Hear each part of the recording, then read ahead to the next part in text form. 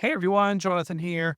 We're talking about new Marvel books coming out in February. On the cover, we have The Rise of Emperor Doom. And below it says, One World Under Doom. So obviously that's going to be the focus of the month, it looks like. Off the bat, we have the continuing crossover covers that Marvel and Disney have been doing. And it says, What if Mickey and Friends became the Fantastic Four? Those have been fun. But here we go. Here's the big storyline starting in February. One World Under Doom. Let's see. So 6 months ago, Victor Von Doom became Sorcerer Supreme, then disappeared behind Latvia's closed borders. So the world is woken up to new reality. Dr. Doom, or Sorcerer Supreme, has magically taken over every broadcast medium on the planet and declared himself Emperor of the World. The ruler of a new united Latveria, and shockingly, impossibly, all Earth's leaders seem to be going along with everything. Whether it's mind control or whatever's affecting them hasn't affected Earth's heroes, so they quickly form a strike team to stop machinations, but will they succeed? And what happens when some begin to welcome their new emperor with open arms, clamoring for one world under Marvel's biggest and most shocking event ever begins here with the rise of Emperor. Doom has always been a very interesting character. I prefer the Doom that was solidly like in the realm of science. I felt that was the match between the Fantastic Four. I know some like the science versus magic kind of a thing. But then some might say that the two are two sides of the same coin and technology is sufficiently advanced. It's like magic. However you feel on that, when it comes to Dr. Doom as a character, it is interesting, but certainly plenty of opportunities for variant covers. Plenty. I like the art, interior art. You got Ryan North as the writer, R.B. Silva as the artist.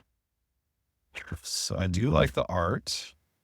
It's a different take on some of these characters, a little bit different style. It's interesting, but I think I'm digging it. All right, what do we got here? We got Doom can't do. So I'm sure whenever you have an event, plenty of tie-in books, right? Did you think that the Strange Academy would be the same in the world with Dr. Doom as Sorcerer Supreme? No. Now it's Doom Academy. Relocated from New Orleans to Latveria.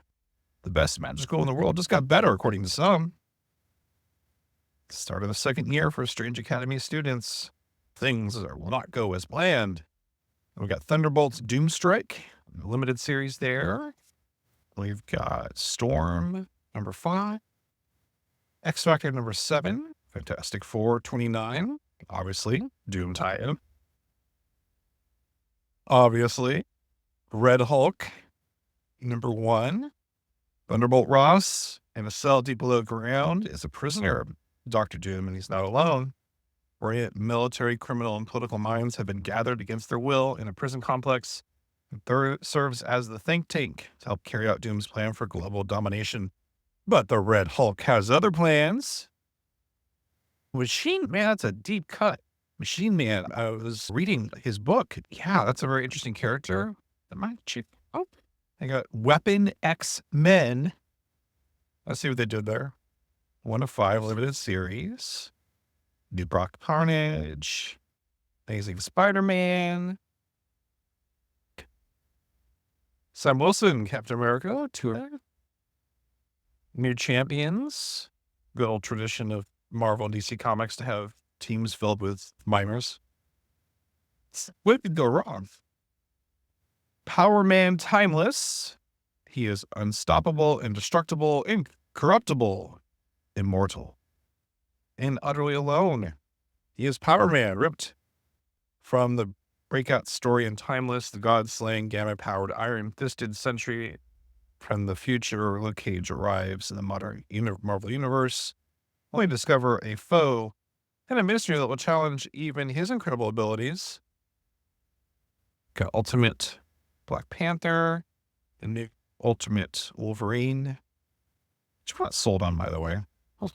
Ultimate X-Men. And I've said this before with Ultimate X-Men. The problem I have with Ultimate X-Men is the pacing.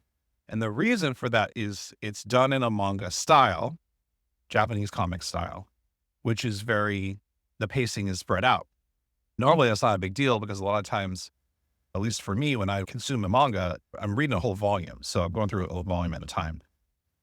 I know a lot of times, especially in Japan, they have anthologies, and so it's split up even more sometimes. But at least for me, that's how I read it. So I dropped the book for now. Probably what I'm going to do is wait until a few have been collected and then probably just read it on digital. But so that's my take on Ultimate X-Men. It's good, but I just prefer getting it in bigger chunks, if that makes sense.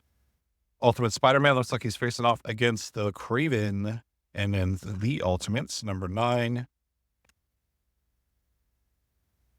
And then we got Rogue and the Savage Land because Marvel needed an excuse to have someone draw Rogue in her Savage Land outfit. I think that's what that is. All right, let's see. Laura Kenny Wolverine. We got Psylocke. We got Magic with a K. We got a Sabretooth limited series, a Cable limited series. We got X-Men. This one's been pretty good. I'm pretty happy with it. Let's see. Oh, and then we're also going to get X-Men 12. So 2 issues of X-Men in the same month. Phoenix number 8. It's been pretty good. It's been a pretty good series. I thought it was limited, but say that it is. For some reason I thought it was a limited series. We got Nyx, we got X-Force, MK X-Men, also been good. Been liking that. Exceptional X-Men, Helverine, because we're just going to make everybody a Ghost Rider. Got the TVA. Probably will be checking out the TVA. And we got some spider books now. I don't know. I feel like sometimes they were grouping them all together. Now they're splitting them up. Deadpool, Miles Morales, Spectacular Spider-Man, Spider-Gwen, Friendly Neighborhood Spider-Man. Oh boy, here we go. Marvel Mutts number 1. Iron Man. I wasn't too impressed with Iron Man number 1. Might come back and revisit. We'll see. I did Avengers. They switched to a new storyline. So I will probably be picking up Avengers. The West Coast Avengers. Namor. Yeah, I'm not sure about West Coast Avengers. I might check it out. We'll see. We got your Thors, you got your Scarlet Witches, you got your Daredevils, you got your Hulks. And then we got the, technically not licensed, I guess because it's all owned by Disney. Or Alien. All right, what do we got here? Star Wars, The Legacy of Vader. I really would like it if the Marvel Star Wars books would just, let's get a regular series going again. I seem to be just doing all these limited series or one-shots and stuff like that. And I'll see. But it's the adaptation no one asked for. Star Wars, The Rise of Skywalker adaptation. I'm sorry. There were parts of that movie that I enjoyed, but overall, it was a waste of time. All right, here we go. Star Wars Ahsoka number 8. It's like, I've seen the series. I don't really feel like I need a comic adaptation. I really don't. Oh, and they're interesting. They're showing us what the free comic book day books will be. So we're going to do a Star Wars number 1. So I'm assuming that means that's going to be an actual Star Wars number 1, maybe a preview of it. So that would be cool. I'm hoping that's what that means. Oh, let's see here. Oh, cool. We got Fantastic Four Cross X-Men, cover by Humberto Ramos. Very nice cover there. Amazing Spider-Man in the Ultimate Universe. It's another comic book today. You got one for the kids. Iron Man is Awesome Friends and Spidey and his Amazing Friends. Marvel Voices featuring Ironheart, it looks like. Very cool. Very cool. All right, here, let's see. So anything else we got going on here? Adventures, I think that is about it. It's interesting. The Star Wars books are very sparse for the most part. Their licensed stuff, very sparse this month in February. But yeah, so big headline's going to be Doctor Doom. Obviously, that's going to be their big event. It's going to go on for probably however long it goes on, a couple months or so, I'm sure, and trickle into all different kinds of books. Depending how you feel about that, it's a good thing or a bad thing. unlike DC, which I just went into, there's nothing. I guess maybe Red Hulk. I think Red Hulk is interesting, especially when it mentioned Machine Man and Deathlock too. So I'm actually interested to check out Red Hulk. But other than that, there's a few of the books that I regularly follow on Marvel side. But yeah, that's about it for February for Marvel. I've been Jonathan, and you've been listening to Comic Talk Cafe.